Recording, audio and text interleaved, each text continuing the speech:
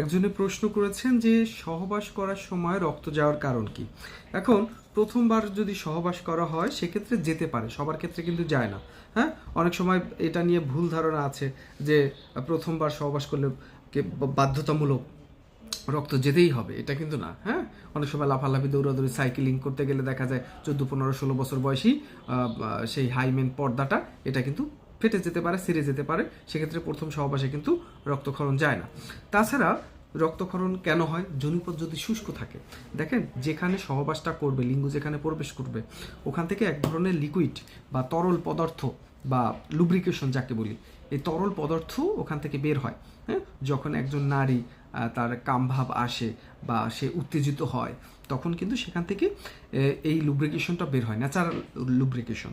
এটা যদি না বের হয়, শুষ্কতা অর্থাৎ ড্রাইনেস, শুষ্কতা যদি থাকে, তাহলে কিন্তু ঘর্ষণ অনেক বেশি লাগে, অনেক টাইট ফিল হয়। সেক্ষেত্রে কিন্তু দেখা যায় এই রক্ত বের হয়, ওখানে আস্তে আস্তে বিভিন্ন ধরনের বিভিন্ন জায়গায় ছিঁড়ে যায়। হ্যাঁ, যখন জোর করে করা হয়, কারণ লুব্রিকেশন না থাকলে তো জায়গাটা অনেক শুষ্ক থাকে, শুষ্ক অবস্থায় হলেই এই সমস্যাটা হতে পারে।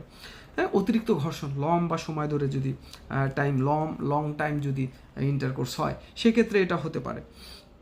তাছাড়া ইনফেকশন, এখন ইনফেকশনটা জরায়ুর মুখে হতে পারে, জরায়ুর ভিতরে হতে পারে এবং যোনিপথে হতে পারে। যদি আপনার ব্যথার সাথে ব্যথা হয়, রক্ত বের হওয়ার সাথে সাথে যদি ব্যথাও হয়, সহবাস করার সময় ব্যথা পান, পেইনফুল ইন্টারকোর্স যাকে বলি, এটা যদি হয়, সেক্ষেত্রেও দেখা যায় যে আপনার যোনিপথে কোনো সমস্যা আছে, অথবা জরায়ুতে কোথাও সমস্যা আছে, জরায়ুর ভিতরে কোনো সমস্যা আছে, বাচ্চা যেখানে থাকে, ভিতরে বাচ্চা থাকে, সেখানে হতে পারে। বা ইমার্জেন্সি পিল যদি খান, সেক্ষেত্রে এটা হতে পারে। অনেকে আছে যে যেই বাচ্চা কনসিভ করে ফেলে, ইমার্জেন্সি পিল খেয়ে ফেলেন, ফলে দেখা যায় একটু ব্লিডিং হতে পারে। তা নানা কারণে ব্লিডিং হতে পারে। বিশেষ করেছি আপনার যদি প্রথম সহবাস না হয়ে থাকে, ইমার্জেন্সি পিল না হয়ে থাকে, এমনি এমনি যদি ড্রাইনেসের কারণেও যদি আপনার শুষ্কতা নেই, আপনার স্ত্রীর কাছে যখন হাজব্যান্ড ওয়াইফ যখন মিলিত হন, তখন জায়গাটা ভিজে যায়, তারপরেও যদি রক্তপাত হয় বা রক্ত বের হয়, সেক্ষেত্রে মনে করতে হবে জরায়ুতে কোনো ইনফেকশন আছে বা জরায়ুর ভিতরে কোনো সমস্যা আছে, বা হরমোনাল ইমব্যালেন্সের কারণে অনেক সময় এরকম হতে পারে। তো এটার অনেকগুলো কারণ রয়েছে। তো সেক্ষেত্রে আপনার একজন চিকিৎসকের পরামর্শ নিতে হবে কি কারণে এটা হচ্ছে। দরকার জরায়ুর মুখটা পরীক্ষা করতে হবে, ভিতরে কি কন্ডিশন আছে, হ্যাঁ, অথবা আলট্রাসাউন্ড করতে হবে।